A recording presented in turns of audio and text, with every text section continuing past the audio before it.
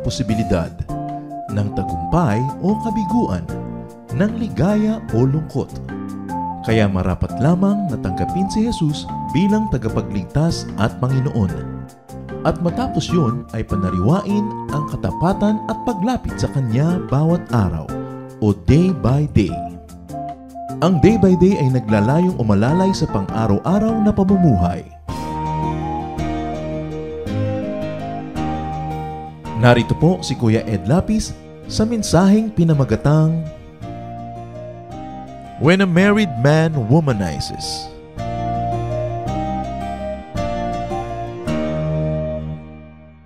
Marami mga married men, married women, and of course all the children who are products of such unions. Womanizing can be a very perilous and costly enterprise. Ang ating pong pag-aaral ngayon, for everybody. But the topic is when a married man womanizes. Ano nangyayari pagka ang mga lalaking may asawa na ay gumagawa pa ng mga hindi dapat? Let us read a very interesting lesson. Medyo mahaba-habang reading. But I want you to read diligently, intently, and get the word's message for us. Genesis 20, verses 1 to 18. Now Abraham moved on from there into the region in the Negev and lived between Kadesh and Shur. For a while he stayed in Gerar, and there Abraham said of his wife Sarah, "She is my sister." Then Abimelech, king of Gerar, sent for Sarah and took her. But God came to Abimelech in a dream one night and said to him, "You are as good as dead because of the woman you have taken. She is a married woman." Now Abimelech had not gone near her, so he said, "Lord, will you destroy an innocent nation? Did he not say to me, 'She is my sister'? And didn't she also say, 'He is my brother'? I have done this with a clear conscience and clean hands." Then God said to him in a dream, "Yes, I know you did this with a clear conscience, and so I have kept you from sinning against me. That is why I did not let you touch her. Now, return the man's wife, for he is a prophet, and he will pray for you, and you will live. But if you do not return her, you may be sure that you and all yours will die." Early the next morning, Abimelech summoned all his officials, and when he told them all that had happened, they were very much afraid. Then Abimelech called Abraham in and said, "What have you done to us? How have I wronged you that you have brought such great guilt upon me and my kingdom? You have done things to me that should not be done." And Abimelech asked Abraham, "What was your reason for doing this?" Abraham replied, "I said to myself, there is surely no fear of God in this place, and they will kill me because of my wife. Besides, she is really my sister, the daughter of my father, though not of my mother. And she became my wife. And when God had me wander from my father's household, I said to her, 'This is how you can show your love to me. Everywhere we go, say of me, he is my brother.' Then Abimelech brought sheep and cattle and male and female slaves and gave them to Abraham, and he returned Sarah, his wife, to him. And Abimelech said, 'My land is before you. Live wherever you like.' To Sarah he said, 'I am giving your brother 1,000 shekels of silver. This is to cover the offense against you before all who are with you. You are completely vindicated.' Then Abraham prayed to God, and God healed Abimelech, his wife, and his slave girls, so they could have children again.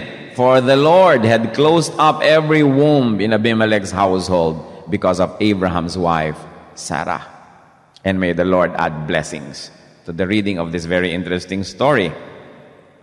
Ito pong si Abraham at si Sarah ay mag-asawa na naglalakbay-lakbay sa iba't ibang dako. Dinadala sila ni Lord dito, doon. Although an interesting and a cultural thing about their marriage is they are half brothers and sisters. At sa kanila noon ay hindi yun bawal nung panahon na yun.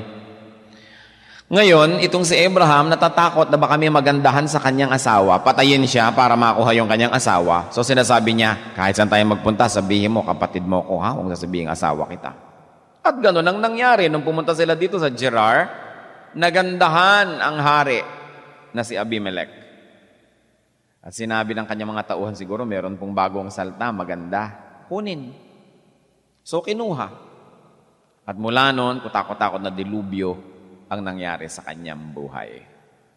When a married man womanizes, a very interesting thing happens. When a married man womanizes, he pays a very high price. Pag ang isang lalaking may asawa na, ang bababae pa na hindi niya asawa, nagbabayad siya ng mahal. Ano mga ibinabayad niya? Number 1, spiritually, may bayad. He pays spiritually.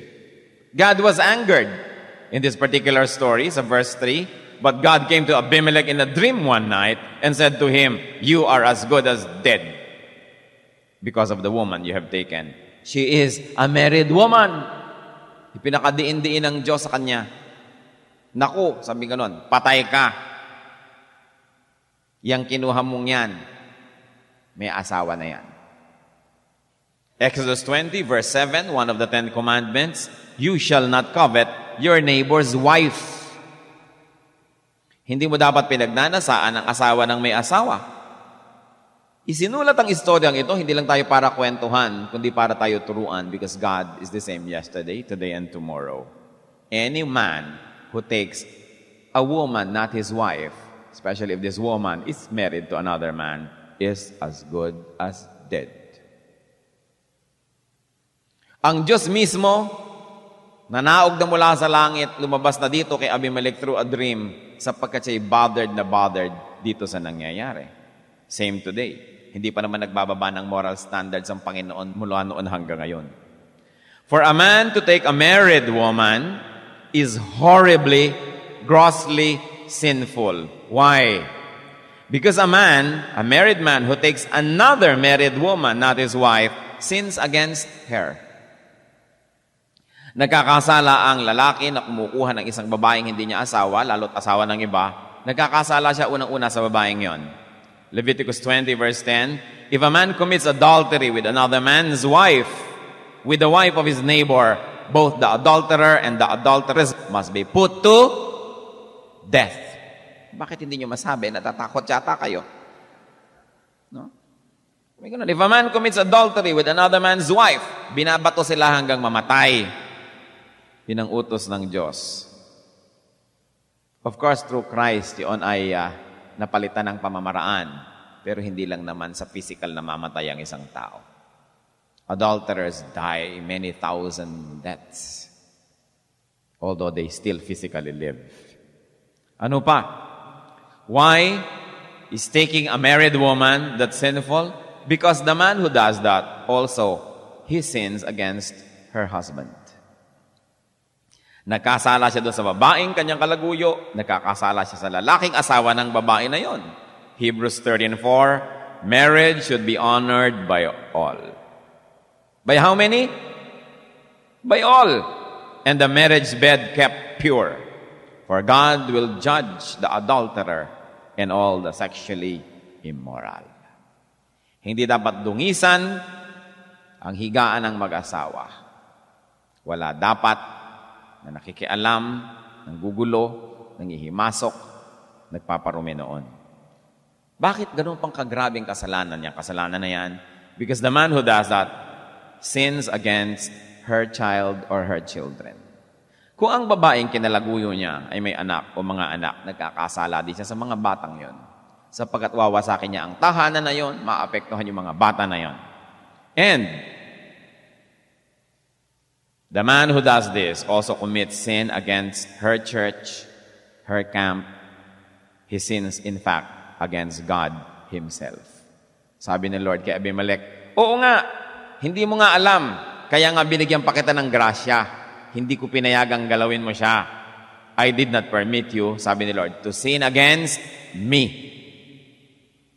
First and foremost, adultery is a sin against God, who is the author of morality, who is offended by immorality, and who has decreed that a woman should exclusively belong to her husband, and the husband should exclusively belong to his wife, that no one else should defile the marriage bed. Kaya sinabi niya, I did not permit you to sin against me. May mga tao naman kasi sabihin, payag naman siya eh. Oo nga, ang Diyos, payag ba? Payag naman ako, I don't mind. Oo nga, payag ka. Pero ang Diyos, sabihin, she doesn't mind. Okay lang sa kanya. Hindi naman daw siya nagigilty. Hindi lang naman siya ang involved. Hindi lang ikaw. Ang Diyos na lumikha sa ating lahat. And any man who commits adultery, first and foremost, does it against God who is in heaven. Ngayon, kung yung lalaking gumawa nito, siya mismo'y kasado rin, may kasal din siya, may asawa rin siya, lalong gumulo at nakahalo-halo ang balat sa tinalupan. If the man is himself married, he sins against his wife. Malachi 2:14, you ask why? It is because the Lord is acting as the witness between you and the wife of your youth, because you have broken faith with her, though she is your partner, the wife of your marriage covenant. The adulterous man, married man, is also sinning against his own child or children. A man cannot be unfaithful to his wife without hurting his own children in the process and in the end. Pag nagkahiwalay silang mag-asawa dahil doon, ang mga bata ang na-orphan, sila ang napapabayaan, sila ang nalilito, sila ang nalulugi. No adulterous man can do it without hurting his own children. And sometimes the pain, the wound is forever. And of course, this adulterous man also sins against his church and against God. Ang lalaking pananagutan. Ang isang act of indiscretion actually sets into motion a never-ending series of misery. May kasalanan ka sa kanya, sa iyong kapartner in crime, may kasalanan ka sa iyong tunay na partner, may kasalanan ka sa anak niya, may kasalanan ka sa anak mo, may kasalanan ka sa asawa niya, may kasalanan ka sa asawa mo, may kasalanan ka sa lipunan, sa church. Kaya sabi ni Lord kay Abimelech, you are as good as dead. Did you know that? And that is just the spiritual. There are still many other sufferings. The man who commits this adultery pays a high price socially. Kanina, spiritually. Ngayon, socially. He gets alienated from his wife, from his children, from his wife's social circle, and everyone else who is offended. Kaya ang nangyayari, ang isang lalaki na meron siyang kalaguyo, 2 o 3 ang kanyang social sphere. Iba yung kaibigan niya, na kaibigan ng mga asawa rin niya, nilang mag-asawa. Iba yung mga kaibigan niya na kaibigan nilang magkalaguyo. At iba yung kaibigan niyang kanya lang. Hindi pwedeng paghalu-haluin sa isang party, sa isang kasalan, sa isang lamayan.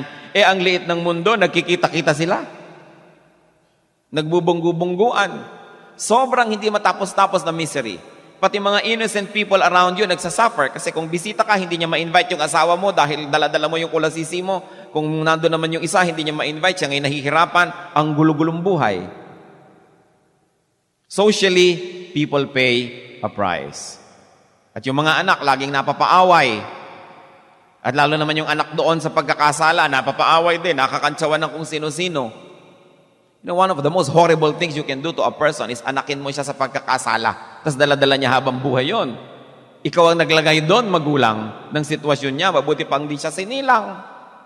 Well, kung nangyari na naman at naipanganak na nandiyan na tayo, the blood of Christ can cleanse us and can forgive the sin and can restore us. Pero huwag nang dagdagan pa, huwag nang gumawa pa ng iba. Yung nandiyan na, pwede yung i-repair ni Lord. Basta tayo sumuko, nagpasakop, nagpalinis. And we can start all over again. Pero huwag nyo nang dagdagan pa ang mga anak sa pagkakasala. Huwag nyo nang damihan pa. What else? Married men who womanize pay a higher price emotionally. Why? Because fear nags. Mas naging ang fear kesa sa isang naging wife. Anong sabi ng verse 8? Early the next morning, Abimelech summoned all his officials, and when he told them all that had happened, they were very much afraid. Lahat sila madadamay. Yang takot na bisto, takot maparusahan, takot na magkaroon ng mga consequences. What else? Emotionally, guilt haunts. Mahirap na feeling yung fear, tapos guilt. verse 9, Abimelech called Abraham in and said, "What have you done to us? How have I wronged you that you have brought such great guilt upon me and my kingdom?" Siyempre, may kasalanan si Abraham. Hindi niya inamin agad na asawa niya. Pero, mas may kasalanan naman itong isa, hindi naman niya kasi asawa. Bakit niya gustong kunin? May asawa na nga siya at marami na ngang babae sa kanyang bahay. Gusto pa niyang dagdagan ng dagdagan. Ang isa sa mga hirap ng isang nangangalo niya, one of the most great difficulties of an adulterer is that his heart gets divided. Paano mo hahatiin ang iyong puso at katawan tuwing Pasko? Iisa lang ang Noche Buena sa isang taon. So pabalik-balik. Iisa lang ang Valentine's Day. Iisa lang ang Medianoche. So pabalik-balik, palipat-lipat, hirap na hirap, lalo ti kinukubli. At siyempre, yung mga kerida, pagka talagang lumaki na ang loob, nagde-demand na rin, may gana pa magselo sa tunay na asawa. Mga patamlay-tamlay pa pagka Valentine's. Bakit ako, February 12? Dapat kasi, February 31. Nakikipag-compete pa sa tunay na asawa, katitibay na mga sikmura. Lumalaki ang loob. Alam nyo kung sino nagpapalaki ng loob nun? Yung lalaki rin. Sa'yo lang naman kukuha yan ng clue kung paano siya magbe-behave. Kung inilalagay mo siya sa lugar, hindi naman lalaki ang ulo, pero nakakakita, pwede magpalusot, pwede na ako magselos-selos. Pagka iiwan mo na sa uuwi ka na, yung mga patamlay-tamlay, kabagal-bagal magtimpla ng kape. Para mapansin, ba't ka matamlay? Kasi mamimiss kita. Sila lalaki naman, sige, 30 minutes pa. Naku. Napakalungkot ng katotohanan. Pero malaki ang bayad emotionally. Kasi siyempre, kahit naman lalaking gumagawa nito, may konsyensya rin, nagigilty rin. Dinadaan na lang sa dinadagdagan ng regalo sa asawa. Sa bagay, mabuti na yun, kesa ninanakawan yung asawa at dinadala pa sa kabila. Extreme yan yung bola ng bola, bigay ng bigay. Actually, nagtatakip lang. No? Yun namang iba, kinukuha pa talaga, dinadala pa sa kabila. But, God is your opponent. Akala nyo ba, pag ginagawa nyo yan, yung asawa ninyo ang inyong nalilinlang? Ang Diyos ang inyong pinipilit linlangin at di kayo magtatagumpay. Mentally speaking, malaki rin ang bayad. Because worry tortures. Nakaka-torture yun. Lalo na kung yung anak mo dun sa labas at itong anak mo dito sa loob, gustong pareho mag-aaral sa Ateneo, malaki problema mo. Ini-interview pa naman ng mga Heswita yung mga yan bago matanggapin. So, there's a lot of problem solving that happens, and you know that problem solving consumes you. And scheming, pag-isip ng mga paraan, drains you. Tingnan niyo to si David. Si Haring David, favored na ni Lord. May koleksyon na nga ng mga asawa. Hindi yun kahit kailan in-endorse sa Bible. Behavior lang niya yun. Personal yung pananagutan. Nakita pa itong asawa ng may asawa, ipinakuha pa. At nung malaman na isa sa mga pinakamagigiting niyang sundalo yung asawa nun, nag-isip pa si David ng paraan kung paano papatayin yung asawa na yun. Sapagkat lagi niyang ipinakukuha itong babae pagka yung asawa nasa duty. Pagka nasa field, nasa misyon. Nagdalang tao si babae. Meron tayong problem, David. Sabi ko na, ano yun? Buntis ako. Sige, alam mong ginawa ni David? Alam yung storya? Binigyan niya bigla ng rest and recreation si Uriah. Bigyan niya ng R&R. Para umuwi sa asawa at nang pagsumiping at yung babae ngayon buntis, wow! Ay, isang araw ka lang umuwi. Nagbuntis na ako and everything. Napakahusay na lalaki nitong si Uriah, napakatapat sa hari, napakatapat sa tungkulin. Nung ipinatawag ni David, hindi umuwi sa bahay niya. Natulog lang doon sa pinto ng palasyo kasama ng mga katulong ni David. At sabi sa kanya ni David, ba't ikaw uwi sa asawa mo? Uwi!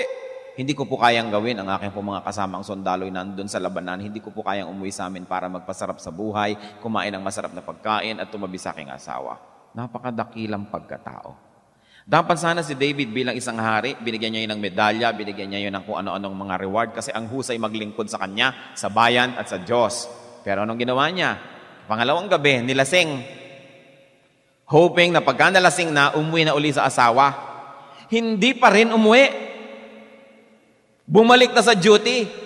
Ano ngayon ang sasabihin nitong babae sa kanyang asawa? Alam mo darling, ang lakas ng iyong mental telepathy. Dahil nagdadalang tao na Hindi naman ginalaw ng sariling asawa dahil sa kanyang pagtitimpi, dahil gusto niyang makiisa sa paghihirap ng mga ibang sundalo na nandun sa labanan. Anong yung ginawa ni David? Nagbigay ng utos dun sa commander. Pag may labanan, ilagay niyo dun sa harap at iwanin niyo para mapatay. At ganun ang naganap. Mula nun, ang karir ni David, bumaba na ng bumaba, ng bumaba, ng bumaba. Pagnanasa sa asawa ng may asawa. Hindi yun nakaliligtas sa pansin ng Panginoon. Ano pa? What else does an adulterous husband pay? He pays a high price physically and materially. Of course, expenses escalate. Lumalaking gastos. Anong nangyari dito kay Abimelech? Abimelech brought sheep and cattle, male and female slaves, and gave land and 1,000 shekels of silver to Abraham. Para lang mapagtakpan, ayon sa kaugalian ng mga panahon na yon, ang kanyang pagkakamaling buti na lang at hindi lubos na natuloy, pero malaki pa rin ang naging bayad niya. Kung ang mga asawa ngayon ang nahuhumaling dyan sa mga ganyan-ganyan, di kulang-kulang ang uwing sweldo. Pati hikaw ng asawa, ninanakaw, isinasangla para lang maibayad. Sa mga babaeng kumakanta ng aray. Ako'y mahal mo, iwan mo ang asawa mo. Nang di magkatotoo, nang ibigin kita'y lasing lamang ako. Kinakantahan ng mga lalaki, si lalaki naman iniiwan ng asawa. At mamaya nagkasipilis-sipilis na at nangayayat at kung ano-ano't uubo-ubo, eto babalik-balik sa asawa. Pambihirang mga kababalaghan ng buhay. Ano bang nangyayari? Physically and materially, illness and sickness comes. Kaya sa verse 17, sinabi dito, matapos na iayos ang lahat, Abraham prayed to God and God healed Abimelech. Ayun, nagkasakit. Wala pa nga nangyayari, nagkasakit na. Paano kung may nangyari pa? At alam nyo ba ang kapabayaan, ang pagiging irresponsable ng mga adulterous men? Kukuha ng sakit kung saan-saan at iuuwi sa asawa. I was talking with one of the foremost, the best doctors in this country on sexually transmitted disease. At ang pinakamalaki niyang problema, pag meron siyang tinitreat na lalaking may sakit. Tumigil na sa pangangalon niya, balik pa rin ang balik yung sakit. Paano pala nalagay na niya sa asawa niya? Paano mo ngayon sasabihin sa asawa? Napakahirap. Hirap na hirap yung doktor. Kaya kung minsan yung doktor, sinasabi niya, dalhin mo ang asawa mo dito, kailangan makure din natin siya kasi hindi ka naman talaga gagaling kung siya rin ay meron na pala. Paano natin sasabihin? Lakas-lakas ng loob mong gumawa ng ganyan. Punta ka na punta sa alibangbang at mga kung ano-ano. Pagkatapos ngayon hindi mo alam kung paano sasabihin. Ang pobre namang asawang babae, sasabihin ng doktor, alam mo, misis, baka na-infect ho kayo sa toilet bowl. No. Ang kawawang babae, siya pa ang nag-guilty. Siya pang akala, siya ang naghawa sa kanyang asawa. Kaya ba't naman ginagawa yan? Di ka ba kikilabutan? To preserve their marriage. Paano man sasabihin doon sa babae? Kaya ang pagbintangan na natin yung toilet bowl. Di yung babae na naman ang may dala ng guilt na siya pa pala ang naging dahilan kung ba't naihawa pa niya yung asawa niya. Kawawang mga kababaihan. Dilemma. Sickness comes. Nung ipinalangin ni Abraham, gumaling ang sakit. Yung pala kasama talaga ang mga physical sakit sa ganyan mga bagay. Ang Diyos ang nagsasabi, magkasakit ka. Ilalagyan ka. Hindi lang yon, death threatens. Because sabi ni Lord, pag hindi mo inayos yan, ikaw at lahat ng mga nasa sayong poder, mamamatay kayo. At tulad na sinabi ko kanina, ang kamatayan ngayon, hindi lang physical. We die 1,000 deaths when these things happen. So kanina, sabi natin, when a married man womanizes, he pays a higher price. Side A lang yon. Side B, when a married man womanizes, his wife pays a higher price.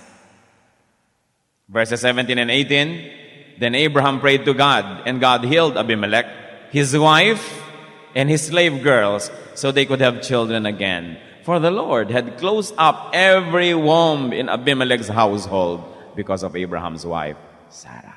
Nadamay ang babaeng kawawa. You know, Abimelech's wife got sick. And the sadder part is, she got sick without the fun. Kung yung husband na nagkasala, hindi bale. Nagpasasa ka naman, nagkaroon ka ng fun. Pero yung kawawang babae na hindi nagkaroon ng fun, nagkasakit pa. And this repeats today. This repeats. How many women suffer in silence? Napasahan sila ng asawa nila ng syphilis, napasahan sila ng gonorrhea, napasahan sila ng kung ano-ano. At ano bang nangyari sa asawa nitong si Abimelech? Her womb and even her slave girls, damay din, were closed up. And today, stress can by itself render a woman barren.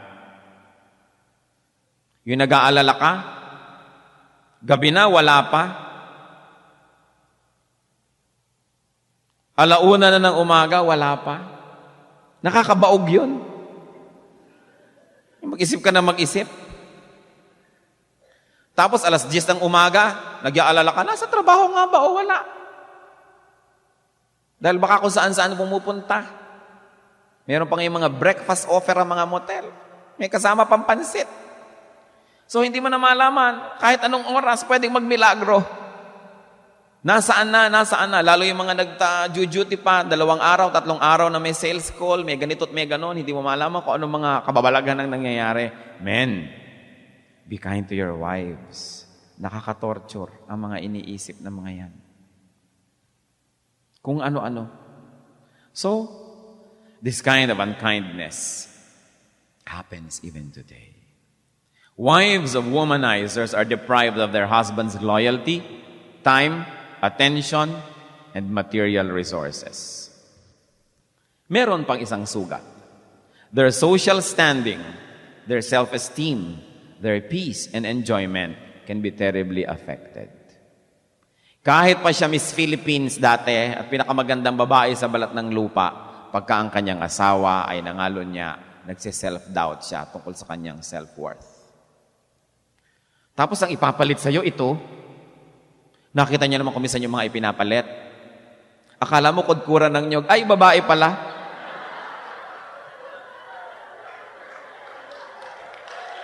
Sasabihin ng babae. Yung mga wives sasabihin, siya lang ay pinagpalit mo sa akin.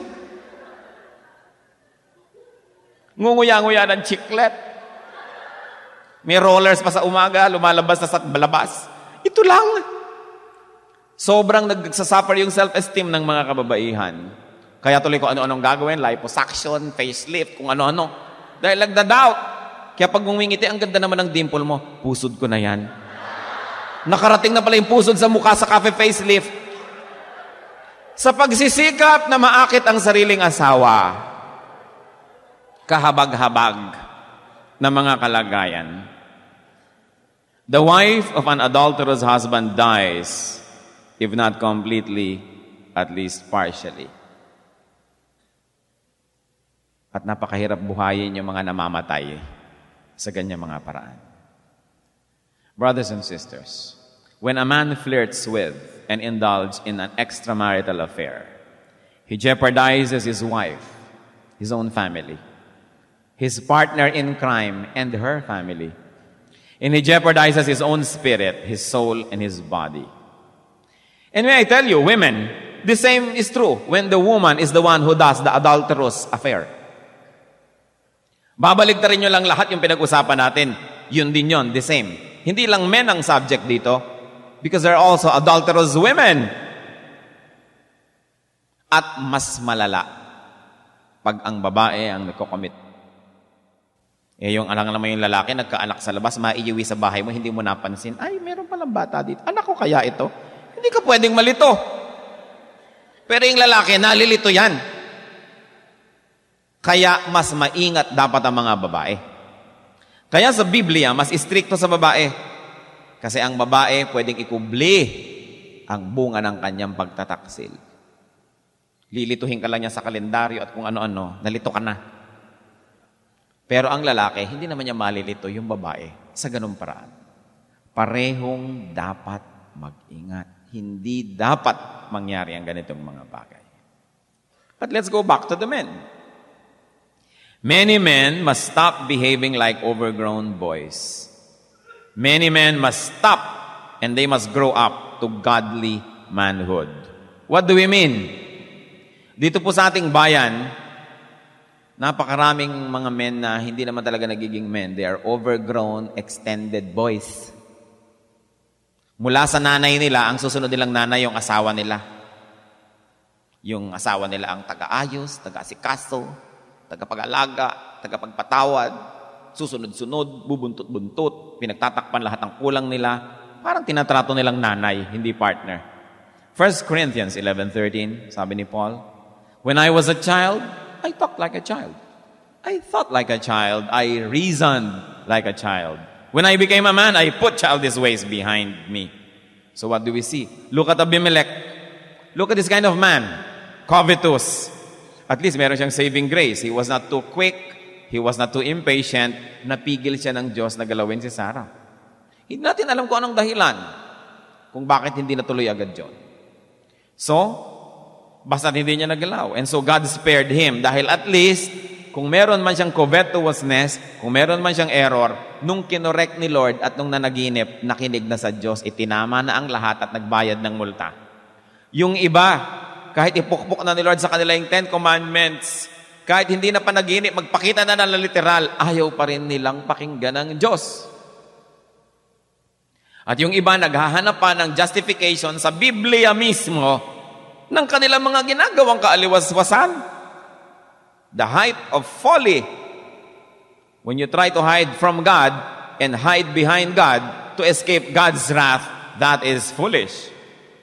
And look at this guy, Abraham. Duwag. Sa takot lang na baka may magkagusto sa asawa niya at patayin siya dahil maganda, willing nang ipamigay yung asawa kung kanino na lang.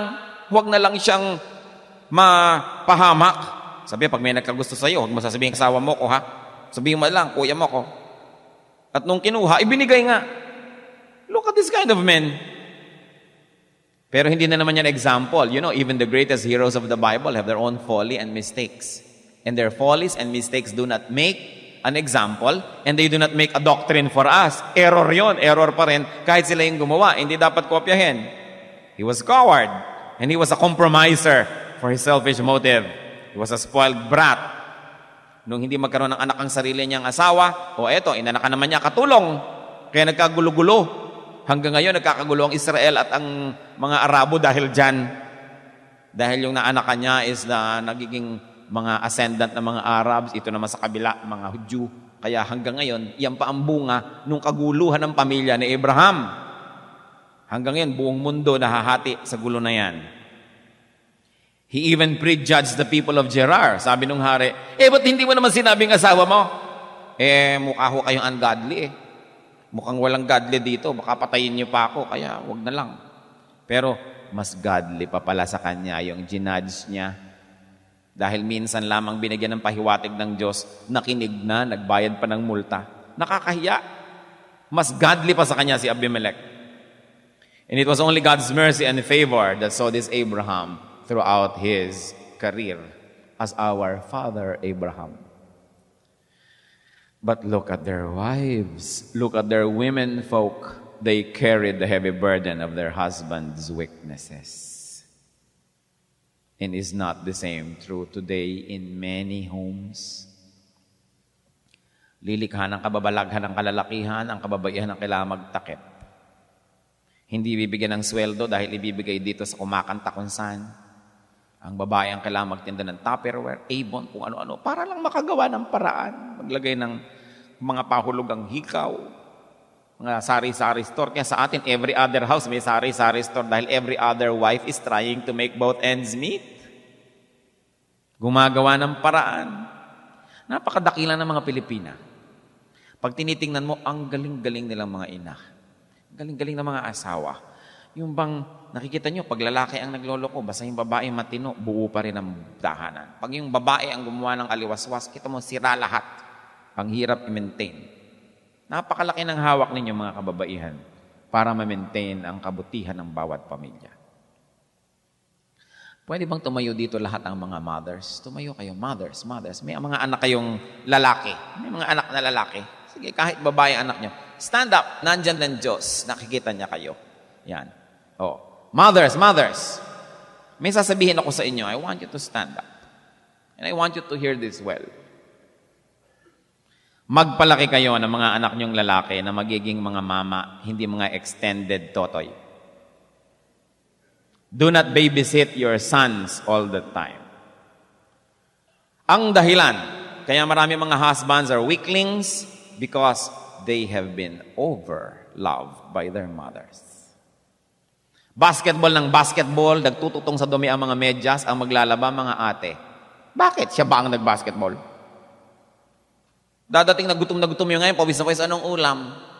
Baka kanin. Pagkakain, ligpitan na naman yung mga kapatid na babae o kayo. Stop doing that. Look at Mary, the mother of Jesus. Mga 50 minuto lang to, kaya manatili kayo nakatayo. Ha? Look at Mary. Nung dinala nila si Jesus sa temple, 12 years old. Nung nag-uwi na, walang nakapunan na wala pala si Jesus. Alam niyo ang storya? Because when they go to Jerusalem during that feast, hiwalay ang mga babae, hiwalay ang mga lalaki papunta. Nakikita lang sila paggabi para matulog, hiwalay uli habang naglalakad. Ilang araw na lakaran yun eh. Ang bata na lalaki, kasama ng kanyang ina. So kasama ng kababaihan yan. Pero kita nyo nung pauwi na, isang maghapon na ang nakalipas, hindi pa namamalayan ni Mary na wala si Jesus. Kasi itinrato na niyang mama, hindi na niya kinaray-karay, hindi na niya hinawakan, hindi na niya kasama. Kasi mama na yun, dapat kasama na ng mga lalaki. Yung tatay, nalimutan niyang mama na ang anak niya. Akala niya siguro kasama ni Mary, kaya hindi niya kasama, okay lang. Si Mary naman, iniisip niya kasama ng mga lalaki, kaya okay lang. Nung nagkita sila nung gabi, sabi, nasan si Jesus? Nasan? Wala ba sa'yo? Nagpanik ang dalawa. But she was a good mother. She was teaching her son to behave like a man. But the father was medyo negligent. Kwento siguro siya ng kwento, kasama ang kalalakihan, hindi niya inahanap yung lalaki niyang anak na dapat turuan niya. Mothers, do not babysit your sons. Train them so that they can be good husbands and good fathers. Will you do that? God bless you. You may sit down.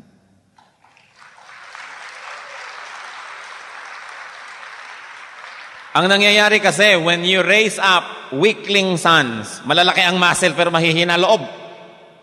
Their wives, later on, will be expected and forced to always give and forgive, to love unconditionally, to suffer silently, and to grow old alone.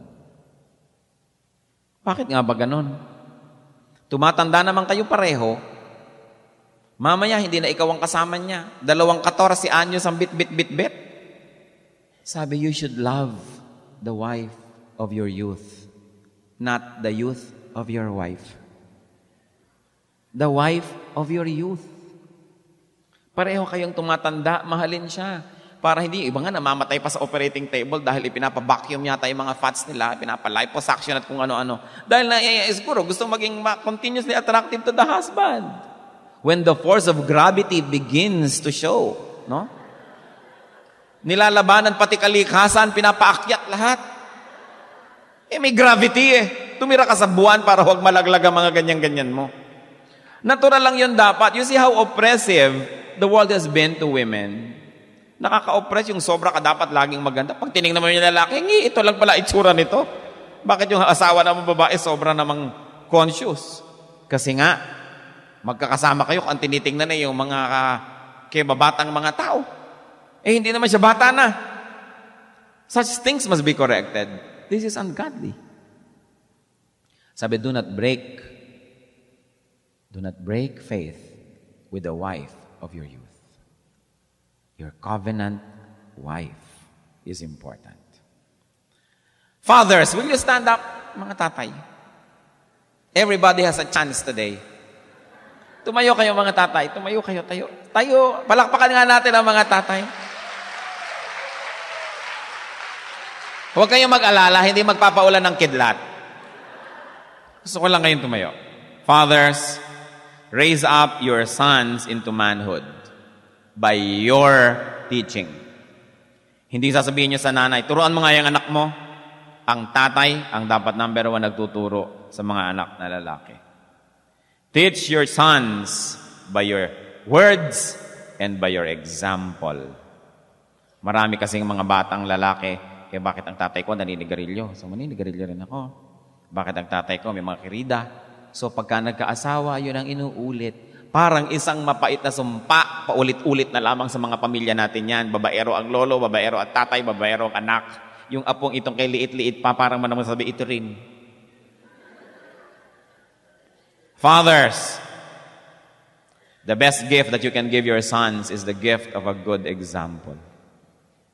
If you have not been perfect examples in the past, you can begin trying today and in the days of your life. Yung mga tapos na dapat. Kung may mga pamilya dito na lamatan, nagkasugat, nagkaroon ng mga pagkakamali, magpatawaran kayo. Iayos ang inyong buhay and begin again. Fathers, teach by example. Train up a child in the way he should go, sabi ng Bible. And then let's change the next line. Somebody change that. Sabi niya, train up a child in the way he should go, but be sure that you go that way yourself. Give your sons the gift of a godly, fatherly example. Will you do that? Praise God. Maupo na kayo, mga tatay.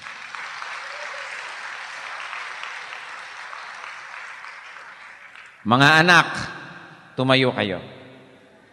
Babae at lalaki, ng mga unmarried, magtayo ang kayong lahat. Sige, tayo. O, tayo mga anak. Basta anak, meron kayong magulang, di tumayo kayo, siyempre, na unmarried, mga anak. Mga anak, listen to me. Siguro ang mga magulang nyo have not been perfect examples. If they have been, praise God. But if not, forgive them. Kung may pagkakamali ang mga tatay nyo, nanay nyo, forgive them in your heart. Bilang mga anak, dapat kayong magpatawad. Pag hindi kayo nagpatawad, magre-rebel lang kayo. Pag nagrebel kayo, alam nyo ang gagawin nyo? Kokopyahin nyo sila. You will do in your life what you probably hated seeing in their lives. And then you will make history repeat. And this time, you will be destroying the children that God will give you. Kung ang pamilya nyo, napapansin ninyo, yung mga kalalakihan sa pamilya nyo, mga babaero, o mga babae sa inyong pamilya, may ganito at ganyang kapintasan, putulin nyo na ang sumpa na yan. Huwag nyo nang dalhin sa next generation. Let it end in your generation. Because the grace of the Lord, the blood of Jesus, can cleanse all sins. Kung merong ugali ang magulang yung ayaw nyo, ipatawad ninyo at tiyakin ninyo na hindi ninyo uulitin sa sarili ninyong buhay. Will you pray for your parents? Kung meron silang pagkukulang sa inyo, will you forgive them? God teaches us to forgive. Huwag niyong kopyahin. Ang kopyahin niyo lang yung mabuti. Live a life better than the life lived by your parents. Morally speaking. Live a life superior to the life of your grandparents. Morally speaking. Dahil kayo ngayon nakaharap sa bukas na Bible, lumalaki, nakakaedad sa salita ng Diyos, God expects more from you. Cut these many negative cycles that happen in your family. Lahat ng pangit na ugali ng mga ninuno ninyo, punahin ninyo, pansinin ninyo, ipanalangin ninyo, patawarin nyo sila, subalit huwag nyo nang ulitin sa inyong generation. By God's grace, will you do that? Purihin ang Diyos. You may sit down.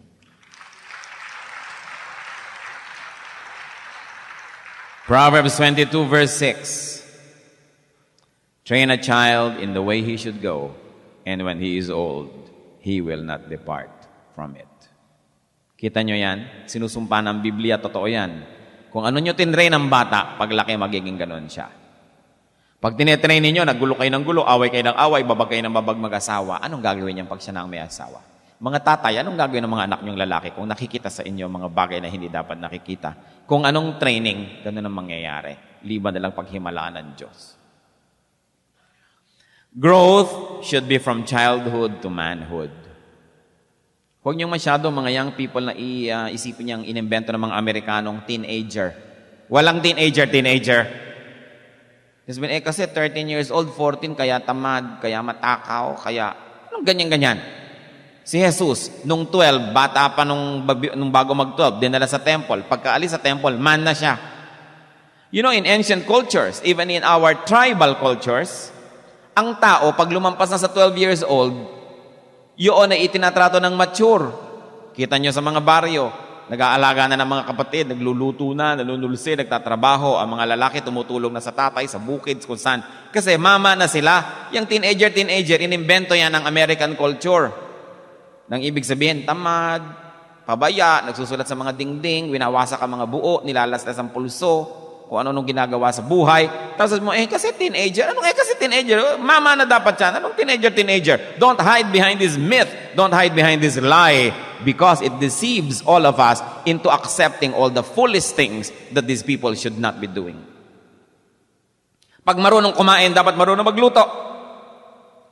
Pag marunong kumain, dapat marunong magligpit ng mga pinagkainan. Hindi sabihin, kasi teenager, kaya tamad.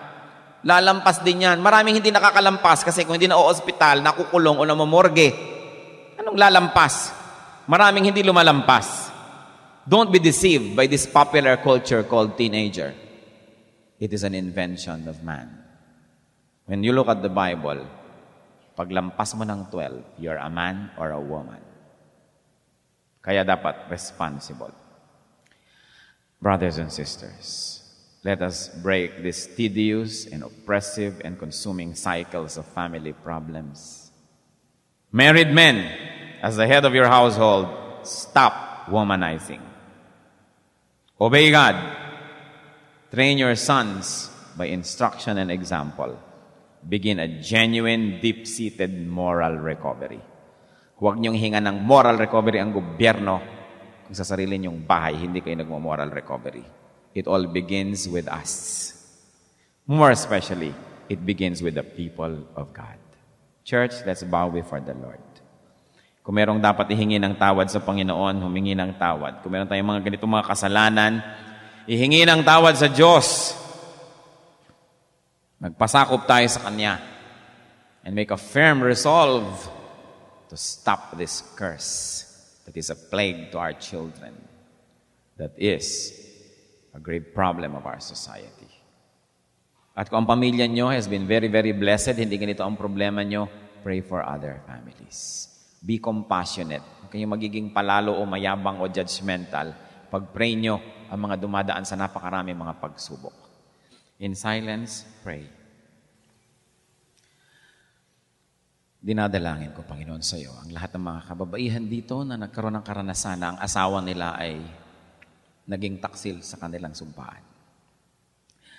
Turuan mo ang mga kababaihan na ito, Panginoon, na magpatawad. Magkaroon ng isang bagong panimula. Pagalingin mo nga ang mga sugat ng puso na maraming malalalim na mga sugat. Kung ano man ang naging pagkukulang ng kanilang mga asawa noon, punuin mo, Panginoon, ang iyong personal na pagmamahal. Ang pagkalinga, ang pag-ibig. Only your miraculous touch, O God, can heal this kind of wounds. So as these women bow before your presence, I ask you, Lord, kayo na wala kaming maililihim, nababatid nyo ang laman ng bawat puso. Bawat puso ditong nasugatan, bawat pusong may sugat, bawat mga puso, Panginoon, hipuin niyo po. Let your mercies abound. And I also pray for the men who might have committed this kind of things in the past. Lord, ipakita mo sa isang malinaw na paraan ang kabaliwan ng ganito mga bagay. Ipakita niyo ang kawalang katuturan ng mga ito. At kung may mga humihingi ng tawad sa inyo, Panginoon, igawad niyo nga po yung pagpapatawad. And we're also praying for the children. Kung ano man ang mga nakita nila sa kanilang mga magulang, mga lolo't lola, mga tiyo't tiya. Lord, give the children the wisdom na huwag gayahin ang mali. Makilala ang mali at kamuhian ito. Sumalit patawarin ang mga kamag-anak nilang nagkamali. Right now, Father, we know you're here. You are here. I'm asking you, restore the families that hear your word today. Restore, O God. Restore the love between the couples. Restore their trust. And the children, restore them to their parents. Lord, let your will be done. And we rebuke you, evil one, in the name of Jesus. And we command you to leave these families. These families that are surrendered to the Lord, we command you to leave. And we ask you, Holy Spirit, heal, restore. We seek you, Father. Idinadalangin din namin ang mga babae na naging other women. Na sila, Panginoon, knowingly or unknowingly, ay nakapang-agaw ng asawa ng may asawa. Sila man ay kahabagan mo. Sa kanilang paghingi ng tawad sa iyo, Panginoon, ay patatawarin mo rin. And may you also touch the wounds of their hearts and heal them.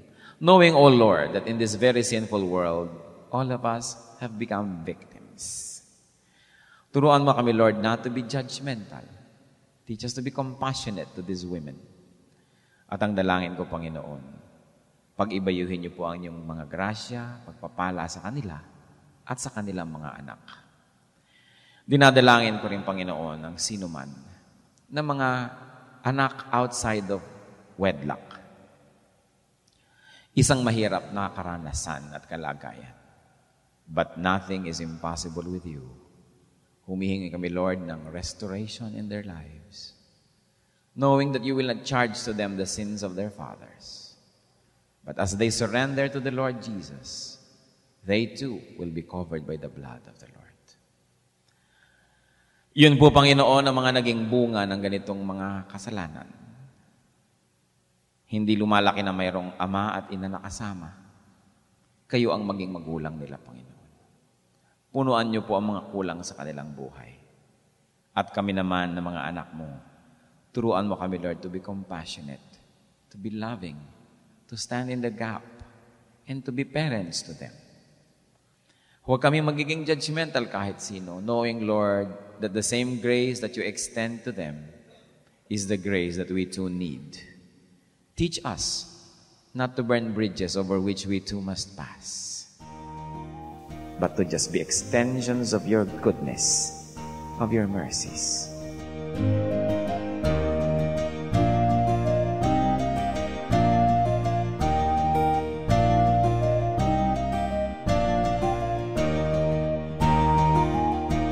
Ang katatapos pong mensahe ni Kuya Ed Lapiz ay pinamagatang When a Married Man Womanizes.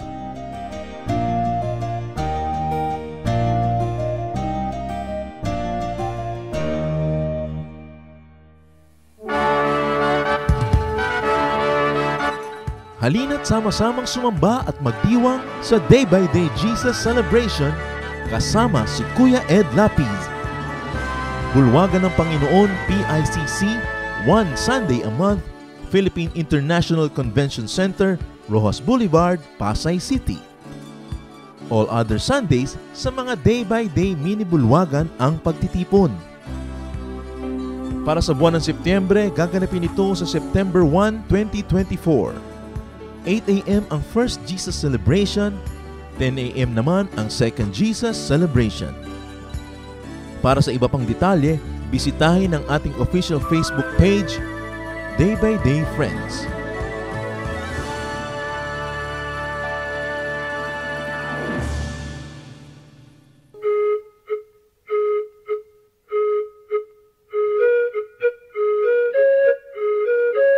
Dumako po tayo sa mga hiyas ng bayan, mga bagay po na maaari nating kilalanin, pag-aralan, ipagmalaki bilang mga Pilipino, hindi naman para magyabang, kundi para magkaroon po tayo ng mahalagang pagtingin sa ating mga ninuno, sa ating nakaraan at sa ating sarili. Sabi nga po, ang hindi lumingon sa pinanggalingan ay hindi nakararating sa paroroonan. Kaya mahalaga rin naman na atin pong pagbulay-bulayan, pag-aralan, yung mga karunungan ng ating bayan. At ngayon po ang ating hiyas na itatampok ay isang kasabihan. Bakit po hiyas ang kasabihan? Sapagkat bago naman tayo makagawa ng isang kasabihan, kailangan ng napakahabang panahon, ng pag-aaral, ng pagmamatyag, at ng isang sensitibong puso sa mga katotohanan sa daloy ng buhay. Bawat isang kasabihan po ay maaaring isa o maraming buhay na nagtulong-tulong, nagsama-sama upang makita ang mga batas ng buhay, ang mga daloy ng mga katotohanan. Kaya nga po, ang isa nating pagbubulay-bulayan ngayon na kasabihan ng ating bayan na hinango po sa koleksyon ng UP Cultural Dictionary for Filipinos ni Thelma Quintanar at mga kasama. Sabi po ng kasabihang ito, ang bayaning masugatan, nag-iibayo ang tapang. Tama nga naman po. At ito po, kung ibabase natin doon sa kanyang pangunahing kahulugan, yun pong literal, ay totoo naman. Sa mga larangan ng digmaan, yung mga bayani, yung habang nasusugatan, habang tinatamaan at nagdurugo o kaya po ay lumilipad ang mga punglo sa paligid, ay lalong tumatapang. Yun po yung mga bayani, siyempre may mga duwag na pag nasugatan, umaatras naman. Pero ang mga bayani, pag nasusugatan, nag-iibayo pa ang tapang.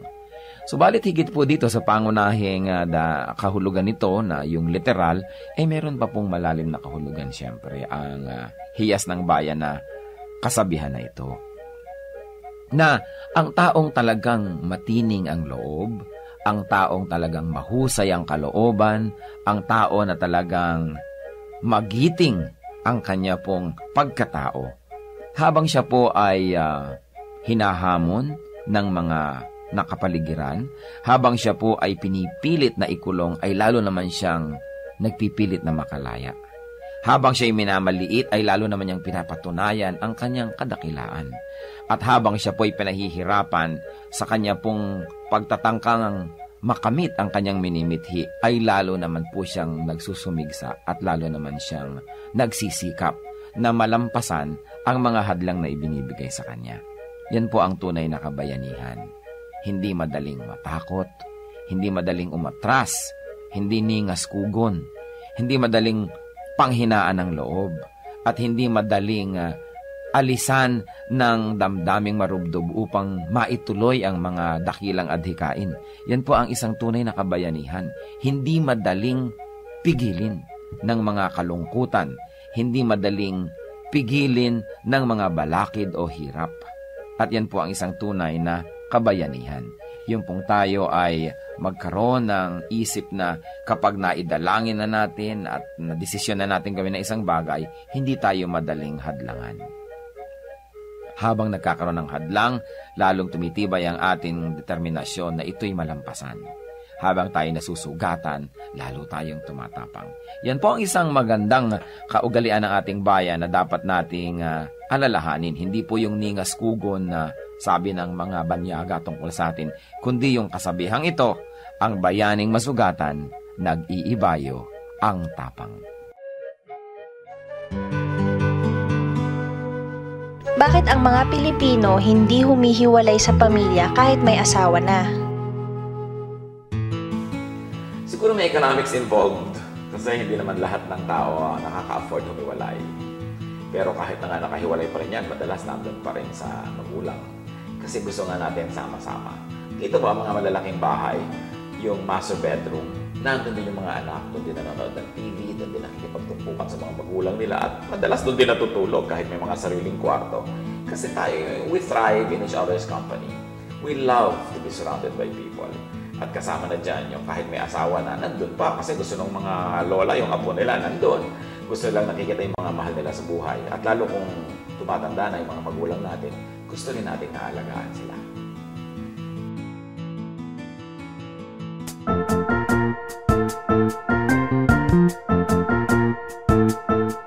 Oras na po para pansamantalang magpaalam ang programang Day by Day. Tayo po'y magsama-sama tuwing ika-6 hanggang ika-7 ng umaga, araw-araw. Magandang umaga po at mabuhay ang Panginoong Hesus!